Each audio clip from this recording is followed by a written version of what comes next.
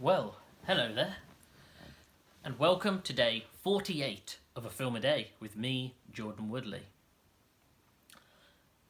Today, I am delving into a key moment in film history controversy by exploring the 1978 film The Deer Hunter. Why I say controversy? Because on the one hand, there are those who believe that the film is a classic, up there with The Godfather, with Apocalypse Now, as a foundational film of history, a powerful depiction of war epic drama that deserves its Best Picture win. And then there are the camp of people who say that it is overrated, that it demonstrates Michael Cimino's inability to control a narrative, and that it's even bordering on offensive and racist. Where I lie is more towards the latter, in terms of I think it is an overly long, convoluted, muddled, confused, boring film. I know that's a very unkind thing to say, and what I really wanted to do with this channel was to look at film from a more analytical point of view rather than a critical one. And discuss sort of film history, the relevance of it, and sort of how filmmaking has changed and adapted, and really the whole culture of it, rather than reviewing a film that's 43 years old. But I feel like this is one of those times when I do have to plant a flag in the ground, and I just found this film intolerable. The tragedy, I think, with it is that as you watch it, there are things in it that are genuinely brilliant and genius. It's just unfortunate because it is mixed in with a lot of stuff that is just barely, I could barely sit through. I think when it comes to the sort of formation of a film, one would say traditionally the director is at the top.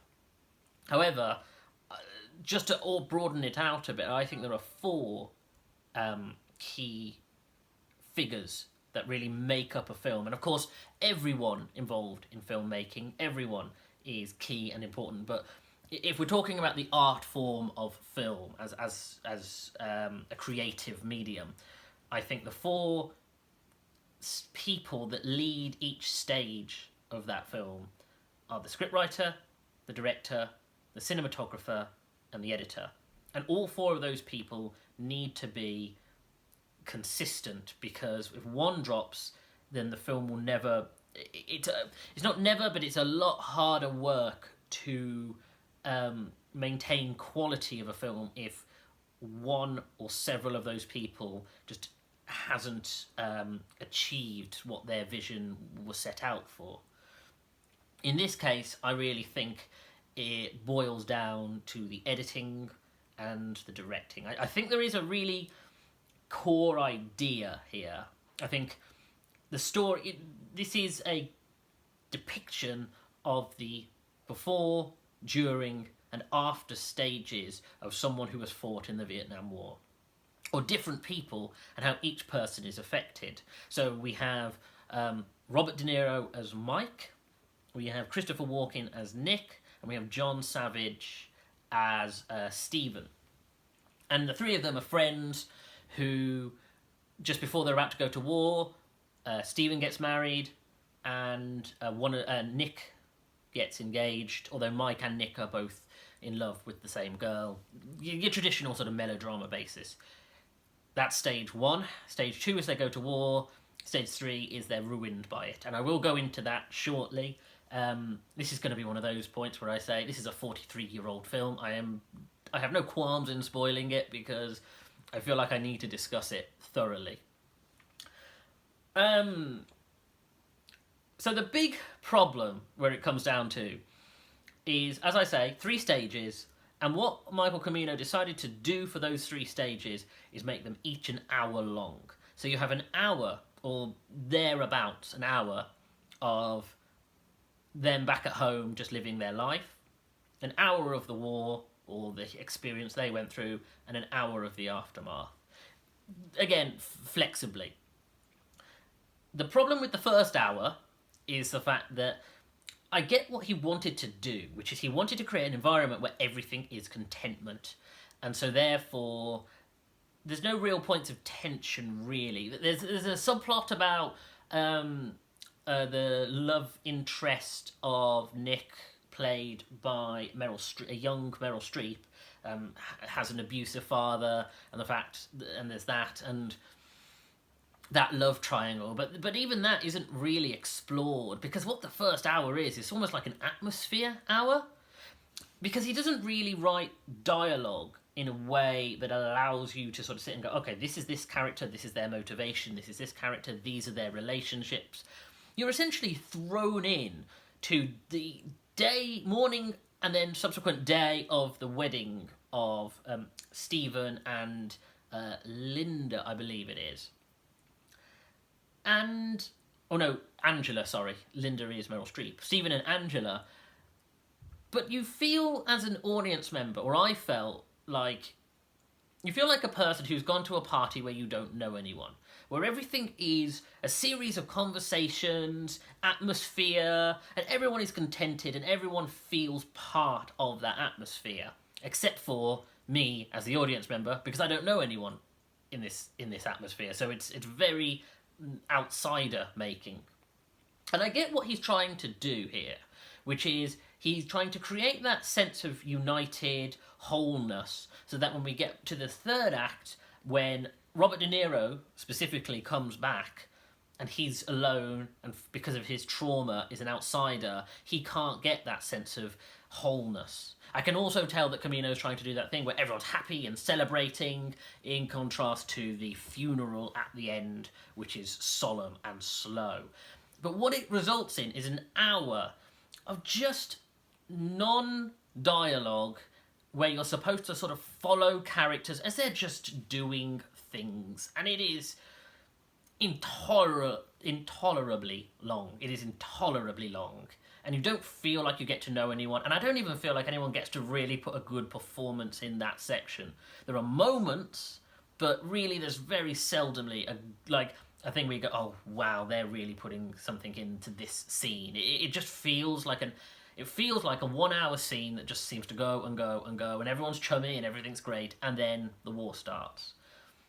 So then you get to Act 2, and you get to the Vietnam stuff. And it really, again, the editing is a real problem, because it seems to go on for a long time and then just jump straight into a different section.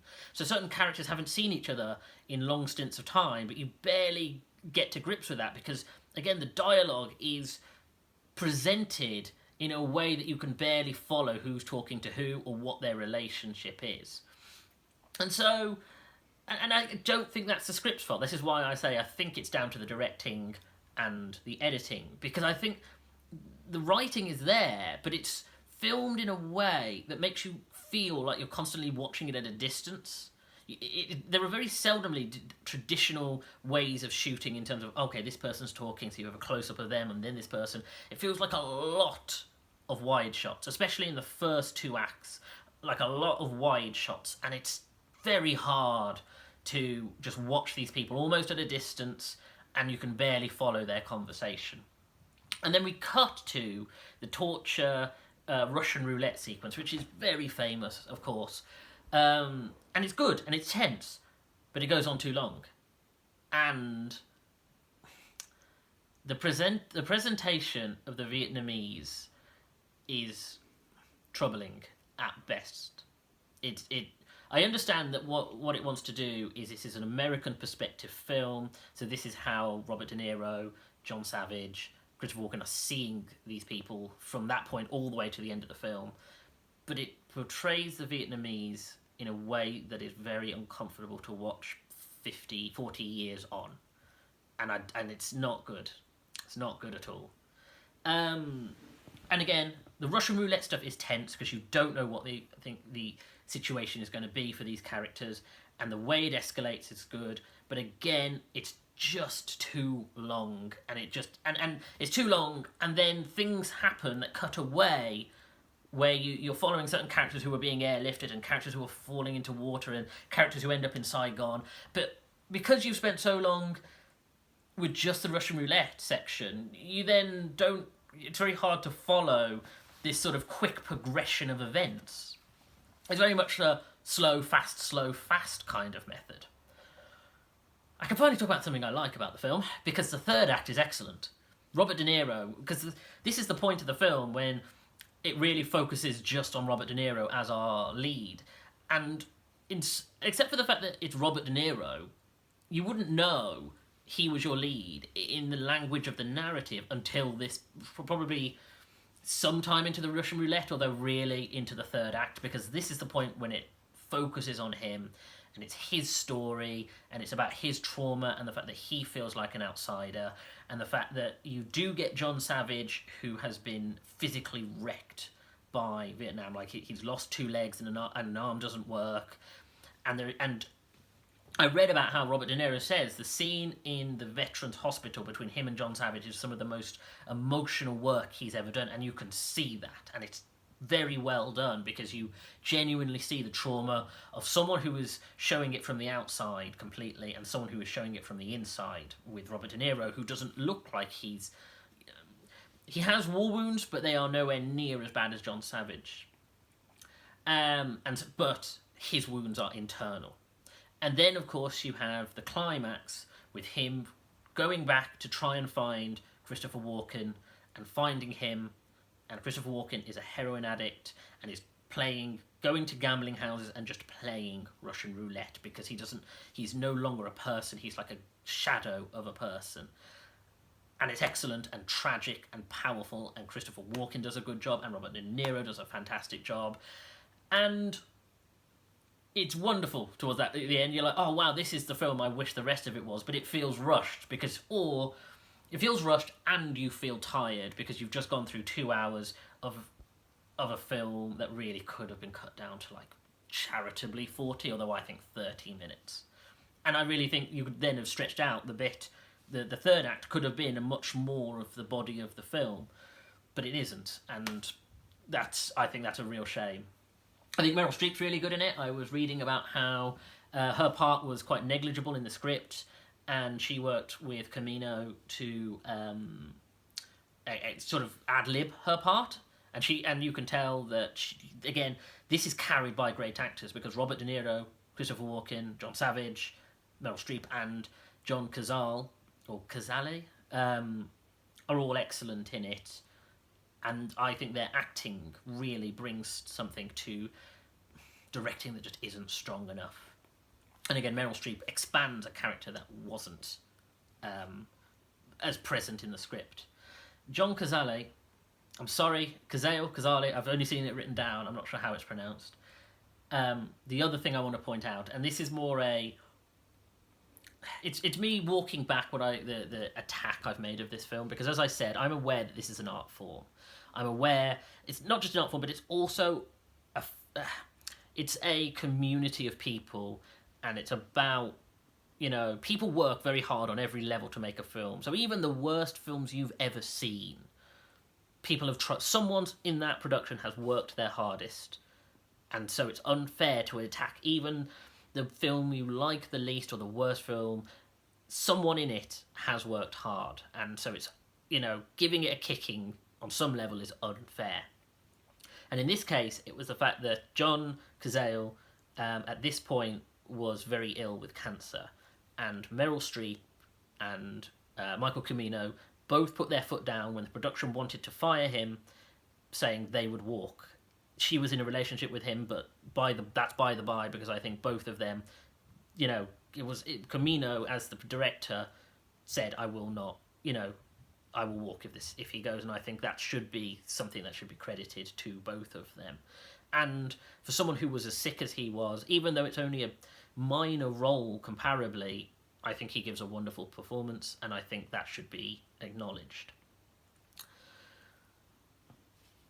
Michael Cimino, I wish I could say things went great for him after, but I'm very aware that Heaven's Gate is very much dawning soon after this, and that's probably another reason why I'm very uncharitable to this and to his directing, because I'm aware that his problem would continue to be that he does not control productions well, and Heaven's Gate is famously the biggest budget film to go out of control and become this mess of nonsense that is barely watchable in film history.